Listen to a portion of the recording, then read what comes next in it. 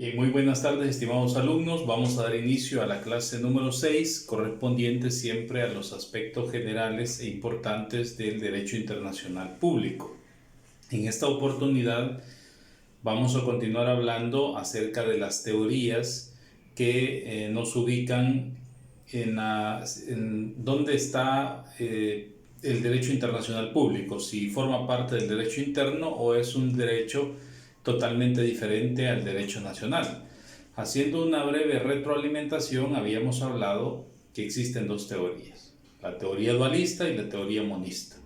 La teoría dualista nos habla de que el derecho internacional público es diferente al derecho interno, por dos razones. Primero, por las relaciones que rigen en cada uno de ellos. Es decir, el derecho interno se encarga de la relación del derecho, internacional público se encarga de las relaciones entre estados y entre los estados y organismos internacionales.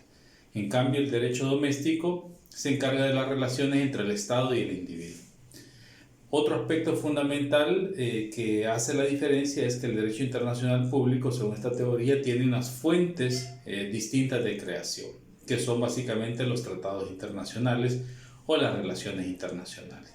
Y el derecho doméstico o interno tiene como fuente los procesos de creación de la ley, los procesos, las fuentes formales también que conocemos, que son los diferentes hechos sociales, políticos que pueden darse en la vida cotidiana y que eso genera la necesidad de crear una norma jurídica. Yo hablaba también de aquellas fuentes de conocimiento que se le llama, por ejemplo, las prácticas que se realizan en los tribunales, en las policías, en algún ministerio, y esas problemáticas tienen la necesidad de generar una norma jurídica. Entonces, ahí hay una fuente interna de derecho. Entonces, por esta razón, la teoría dualista establece que son dos órdenes jurídicos distintos. Pero también tenemos la teoría monista, que se clasificaba en tres etapas, decíamos: monista nacional, monista internacional y monista internacional dialógica. Cuando hablamos de la teoría monista, esta postura establece de que tanto el derecho internacional público como el interno son un mismo derecho, que no hay conflicto entre ambos, sino que forman un solo derecho como tal cuando ya son ratificados por los parlamentos y por los congresos. Ahora, la clasificación que se daba cuando es un monista nacional, se establecía que ante un conflicto jurídico internacional iba a prevalecer la norma nacional siempre. La monista internacional iba a prevalecer, como dice su nombre, la norma internacional, es decir, el tratado internacional. Y la internacional biológica tenía una postura muy especial, que es a lo que se aspira hoy por hoy, o a lo que deben aspirar todas las constituciones, en aras de ir garantizando aún más el respeto a los derechos humanos y a los derechos fundamentales de las personas. Es decir, nuestras cartas magnas deben de establecer disposiciones concretas donde se detalle que ante un conflicto donde esté en juego la tutela de derechos humanos o derechos fundamentales, va a prevalecer la norma que más favorezca o que más proteja a estos derechos. Y en este caso, sería la norma internacional como tal, tomando en cuenta todos los tratados internacionales que tenemos hoy por hoy en materia de protección de derechos humanos y derechos fundamentales. Ahora, esas eran las tres posturas que se establecían y en conclusión, que el derecho interno con el derecho internacional público son un mismo cuerpo jurídico porque van en beneficio del individuo como tal. Ahora, es importante resaltar, a la luz de nuestra Constitución, en qué posición se encuentra nuestro país o qué doctrina es la que establece nuestra Carta Magna como tal frente al derecho internacional público. Si a mí me preguntaran cómo está ubicado el derecho internacional público en el ordenamiento constitucional salvadoreño, bueno, vámonos al artículo 144, que es la sección de los tratados, y dice de la siguiente manera: los tratados internacionales celebrados por El Salvador con otros estados o con organismos internacionales constituyen leyes de la República, al entrar en vigencia conforme a las disposiciones del mismo tratado y de esta Constitución. La ley no podrá modificar o derogar lo acordado en un tratado vigente para El Salvador. En caso de conflicto entre el tratado y la ley, prevalecerá el tratado. En caso de conflicto entre la ley y el tratado, prevalecerá el tratado. Nótese, aquí hay dos cosas importantes que mencionar. Primero, cuando dice en caso de conflicto entre la ley y el tratado. Entre la ley se refiere a la ley secundaria como tal. La explicación que se le da a este artículo es que se refiere a la ley secundaria. No se refiere a un conflicto entre la Constitución y el Tratado Internacional, sino que a la ley secundaria y el Tratado Internacional. En este caso va a prevalecer el tratado. Y en segundo lugar, esta disposición se queda corta porque no establece cuando hay un conflicto a qué tipo de conflicto se está refiriendo. Este es un vacío muy trascendental que perfectamente puede solventarse con una reforma constitucional y establecer o ubicar en ese espacio y decir, en caso de conflicto, cuando se refiere a la tutela, estoy ya incorporando el texto, cuando se refiere a la tutela de los derechos humanos o fundamentales de cualquier salvadoreño, entre los que protege el tratado y la ley secundaria va a prevalecer el consignado en el tratado, por ejemplo. Si esa lectura estuviese incorporada en este artículo, en el inciso segundo del artículo 144, perfectamente podríamos decir nosotros que nuestra ubicación del derecho internacional fuera internacional dialógica. ¿Por qué? Porque estaría dando preferencia a una norma internacional, pero en el caso de tutela de derechos humanos o fundamentales. Es decir, resalta el aspecto de aplicar una norma pro homine, decíamos, o bajo el principio pro homine, pro persona, siempre. ¿Por qué razón? Porque la norma jurídica internacional, su protección es más extensiva, ¿no? Es más extensiva a través de los tratados internacionales como tal. Aparejado a la lectura de la norma jurídica internacional, va también los criterios jurisprudenciales que pudieron haberse establecido o que pueden establecerse más adelante sobre un determinado conflicto. Para el caso, la Corte Interamericana de Derechos Humanos ha establecido, por ejemplo, dentro de todos sus casos que ha conocido desde que fue instaurada, el 70-75% son casos relacionados en materia penal y procesal penal. Entonces, hay una gama de jurisprudencia en todas estas sentencias que perfectamente pueden ser tomadas por los estados a fin de rescatar líneas jurisprudenciales y establecer pues cómo debe entenderse o cómo debe aplicarse una norma o un determinado caso, un determinado delito. Recomiendo leer las 7 líneas jurisprudenciales en materia penal emitidas por la Corte Interamericana de Derechos Humanos. Por ejemplo, ahí se encuentran líneas jurisprudenciales sobre la tortura, tratos crueles, inhumanos o degradantes, sobre la pena de muerte, sobre las ejecuciones extrajudiciales, sobre la desaparición forzosa de personas, sobre la libertad de expresión, sobre las amnistías, etc. Entonces, es importante mencionar que la ubicación del derecho internacional público en El Salvador se ubica, digamos, dentro de la teoría monista internacional.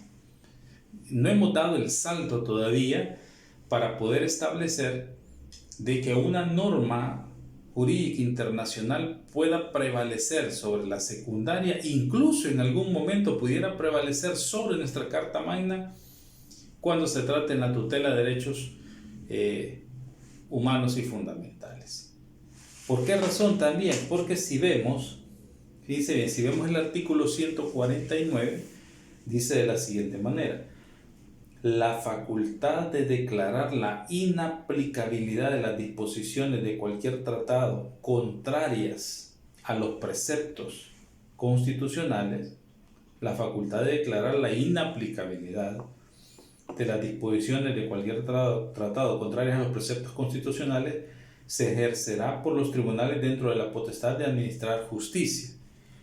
La declaratoria de inconstitucionalidad de un tratado, de un modo general y obligatorio, se hará de la misma forma prevista por esta Constitución para las leyes, decretos y reglamentos.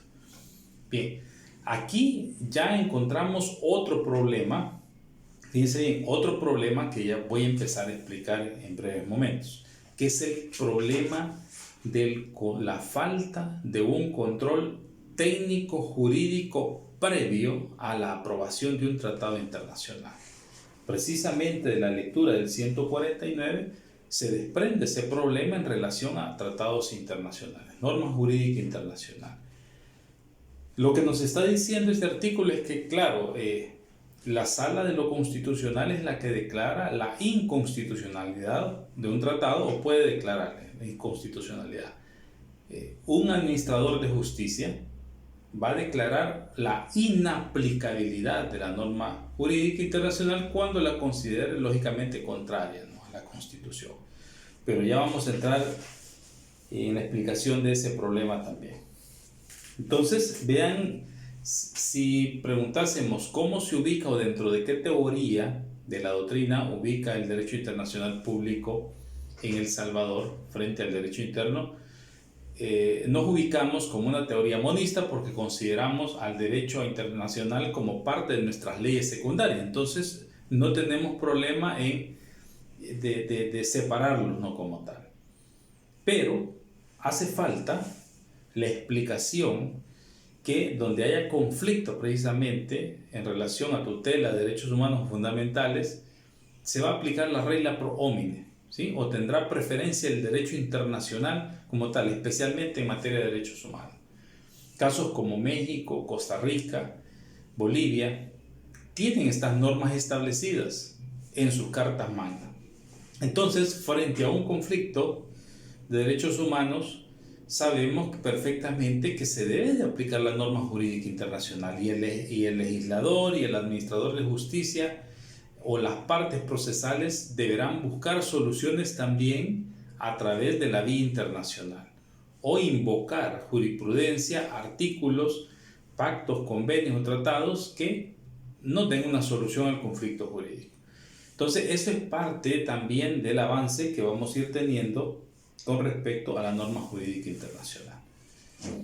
Bien, ahora decíamos, con respecto al artículo 149, ¿cuál es el problema que se plantea en relación a el control técnico jurídico previo? Vean, cuando se habla de la aprobación de tratados internacionales, de la creación de norma jurídica internacional, hay dos elementos importantes. Uno es la viabilidad que va a tener esta norma jurídica para ser aplicada en el tiempo. Primer aspecto. Esa viabilidad lógicamente requiere de recursos económicos, requiere de recursos logísticos, requiere de voluntad de las partes para poder realizar lo que el tratado, las exigencias del tratado le están indicando al Estado suscriptor. Por otro lado, está el factor económico, diríamos, o la necesidad financiera para poder echar a andar un tratado internacional. La creación de instituciones, la creación de preparación de funcionarios, etc. Explico esto porque allá por 1960 El Salvador ratifica un tratado para la generación de energía atómica. 1961. De ese tratado, 3 años más tarde, sale una comisión que se iba a encargar de la producción y del análisis de la energía atómica en El Salvador. Y se le asigna un presupuesto. Hay una partida presupuestaria para el funcionamiento y la viabilidad de esta comisión. Un par de años más tarde, toma CEL el papel de esa comisión, siempre con la partida presupuestaria, pero no hay mayores avances sobre eso. En 2020 no conocemos si existe la partida presupuestaria, qué hizo esa comisión. Sin embargo, el Tratado de Generación de Energía Atómica sigue vigente para El Salvador. ¿Qué es lo que ha pasado en estas circunstancias? Pongo un breve ejemplo porque esto puede pasar en la multiplicidad de tratados internacionales que pueden darse de cualquier materia. Lo que ha sucedido acá es que en El Salvador, fíjense bien, en El Salvador carecemos de un control técnico jurídico previo a la ratificación de tratados internacionales. Es decir, antes de que la Asamblea Legislativa, que es por mandato constitucional a la que le toca ratificar los tratados internacionales, antes de que levante la mano y diga, bueno, se ratifica este tratado y pasa a formar parte de nuestra ley secundaria, no tenemos un mecanismo legal para poder realizar un estudio técnico jurídico que nos diga si el tratado, las disposiciones del tratado o algunas disposiciones del tratado son contrarias a nuestra Constitución. No tenemos eso hoy por hoy. Entonces, aquí es una situación donde tenemos que empezar a analizar algunos artículos de la Constitución. ¿Cuál es la solución que le podemos dar a esto? Bueno, haciendo estudios y análisis sobre esta disposición jurídica, siempre he propuesto que debe realizarse una reforma constitucional a algunos artículos de nuestra Carta Magna, principalmente aquellos artículos que dan funciones a los órganos de Estado o algunas instituciones que tienen que ver lógicamente con esto de la aprobación de tratados internacionales. Por ejemplo, si vemos, hay muchas sobre este tema, surgen muchas preguntas que se van a dilucidar en este momento. En un primer momento hay que establecer quién puede solicitar la consulta o el examen previo a la ratificación de un tratado internacional. ¿Podrá hacerlo un ciudadano común y corriente?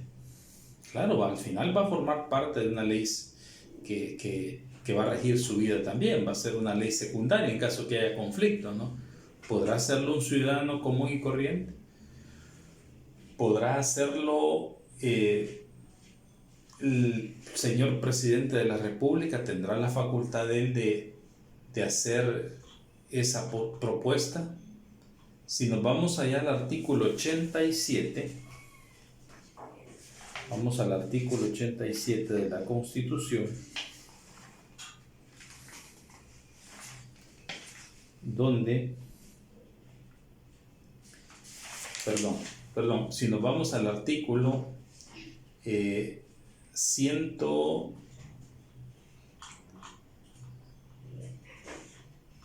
vamos al artículo, a las funciones de la artículo 86, artículo 86.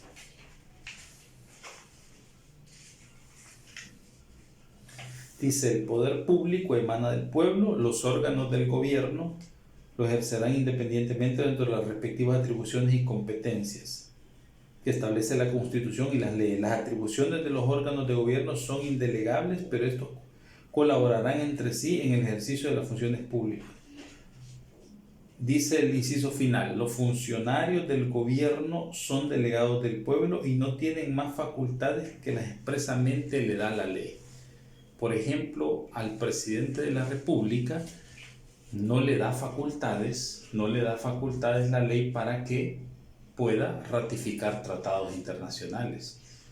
Le da la facultad, por ejemplo, de dirigir las relaciones internacionales, negociar algún tipo de tratado internacional. Si vemos el artículo 168,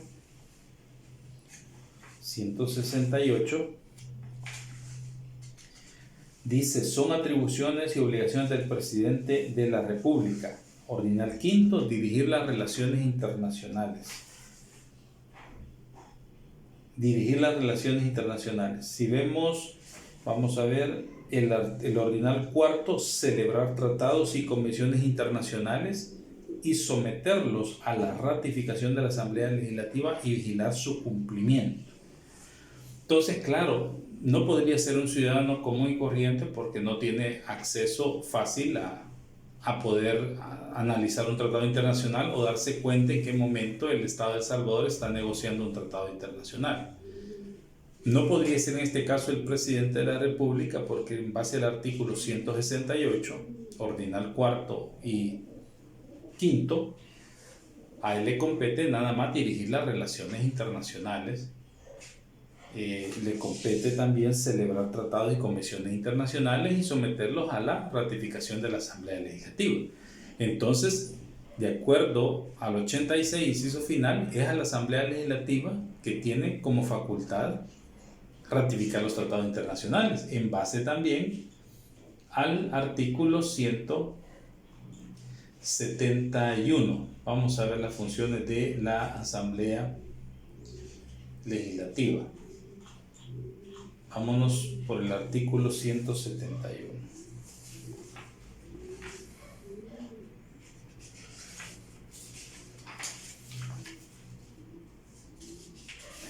Vamos a ver las funciones. Permítanme, está dentro de las... Cuando se habla de este control técnico jurídico previo, es importante hacerse una serie de preguntas. Mientras buscamos el artículo, es importante hacerse una serie de preguntas. Por ejemplo, si corresponde a la Asamblea Legislativa solicitar el control técnico jurídico previo, si corresponde a la Asamblea Legislativa, surgen las preguntas. ¿Esa petición debe ser dirigida o debe ser aprobada con mayoría simple o con mayoría calificada? Primer cuestionamiento. Segundo cuestionamiento. La petición de un control previo técnico jurídico deberá hacerse sobre todos los tratados internacionales que El Salvador quiera suscribir, sobre todas las disposiciones que comprende cada tratado, o deberá hacerse sobre ciertos temas específicos de interés mayor. O sea, pregunto esto pues porque de pronto nos damos cuenta que hay tratados que van surgiendo de las grandes conferencias mundiales y que urge su aprobación para los fines del Estado como tal o de la sociedad. Entonces aquí el factor tiempo juega un papel muy importante. ¿Sobre qué temas puede darse? Veamos el artículo 131, numeral séptimo. El artículo 131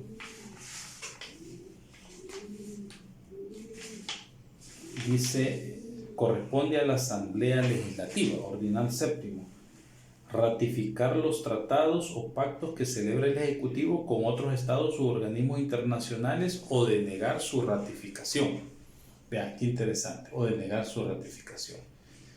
Ahora, ¿quién es por mandato constitucional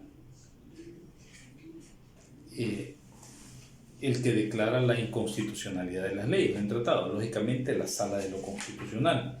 Nos vamos al artículo 174, dice de la siguiente manera: inciso segundo, la Sala de lo Constitucional estará integrada por 5 magistrados designados por la Asamblea Legislativa. Su presidente será elegido por la misma en cada ocasión en que corresponde elegir magistrados de la Corte Suprema de Justicia, el cual será presidente de la Corte Suprema de Justicia y del órgano judicial. Entonces tenemos el artículo 131, ordinal séptimo, y el artículo que habla de la función de la Asamblea Legislativa para ratificar tratados, y el 174, inciso segundo, que habla de la creación que existirá la Sala de lo Constitucional, encargada de declarar lógicamente la inconstitucionalidad de las leyes, decretos o reglamentos como tal. Pero no dice nada sobre los tratados internacionales, ningún artículo de estos dice nada sobre la existencia de un control técnico jurídico previo para la aprobación de tratados internacionales. Entonces, ¿cuál es la solución a este problema?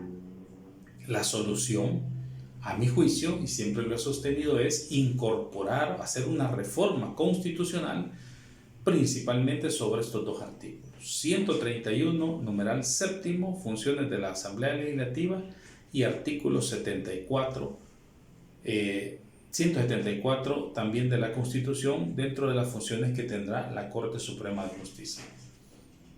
Veamos cómo podemos hacer esta reforma.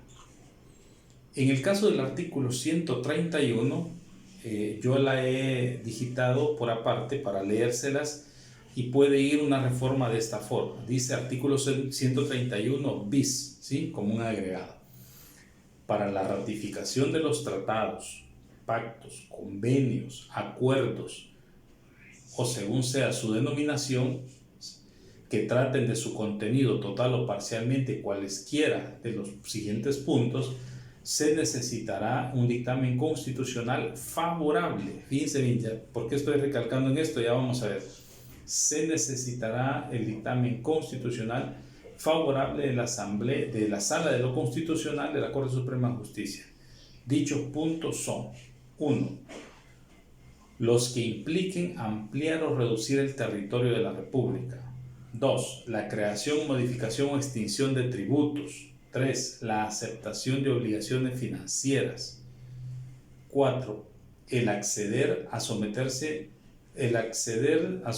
los conflictos de los estados firmantes a arbitrajes o resolución de cualquier naturaleza hechas por entidades diferentes a los tribunales internacionales. 5. El paso de cualquier grupo armado, independientemente de su denominación, o la creación de bases militares dentro del territorio nacional. 6. Los que impliquen declarar la guerra a otros estados o el proveer ayuda a dicha actividad. A mi juicio considero de que esos pueden haber muchos más, desde luego, pueden haber muchos más. Considero que son de los puntos más importantes, o los tratados internacionales que versen sobre estos 6-7 temas, de los cuales necesariamente debe de existir un control técnico jurídico previo. Es decir, la Sala de lo Constitucional debe de decir a la Asamblea Legislativa: mire, este tratado que usted pretende ratificar, que negoció el señor presidente, es inconstitucional por estas y estas razones. O ciertos artículos son inconstitucionales por estas y estas razones. O todo es legal, no hay ningún problema con estos tratados. Pero debe de existir hoy por hoy un control técnico jurídico previo. Ese es uno de los grandes problemas que tenemos en la actualidad respecto a la norma jurídica internacional en nuestro país, porque no tenemos un control jurídico técnico previo. Quienes hacen eso es la Comisión, a lo sumo, de Relaciones Internacionales o Relaciones Exteriores de la Asamblea Legislativa, la Comisión de los Puntos Constitucionales, que dicho de paso, no hay ni abogados en esa comisión. Entonces, ¿cómo podemos ir generando, digamos, una seguridad jurídica, una certeza, hasta cierto punto, diría yo, una legitimidad del derecho internacional público en nuestro país, y no generar problemas de obligatoriedad más adelante alegando inconstitucionalidades cuando estamos en la fase de discusión de la norma jurídica? En El Salvador, hoy por hoy, no tenemos ninguno de estos controles constitucionales, ningún control constitucional previo. En Centroamérica, por mandato constitucional, el único país que tiene esto es Costa Rica. Costa Rica establece previamente que corresponde a la Sala de lo Constitucional, a la Corte Constitucional, realizar el estudio de la constitucionalidad de los tratados, pactos y convenios internacionales, ahí parafraseando. Pero es el único país que lo tiene. Después nosotros no lo tenemos, entonces esto va generando una serie de problemas. Ahora, esto es la reforma con respecto al 131 bis de las funciones de la Asamblea Legislativa. Ahora, es necesario también que se genere, respecto a las funciones de la Sala de lo Constitucional, una reforma en el artículo 174 para que esto esta instancia pues tenga la competencia legal suficiente y poder emitir un dictamen, ya sea favorable o desfavorable, en el análisis de los tratados internacionales. Nos vamos a quedar hasta acá y en la próxima clase continuamos con nuestra exposición.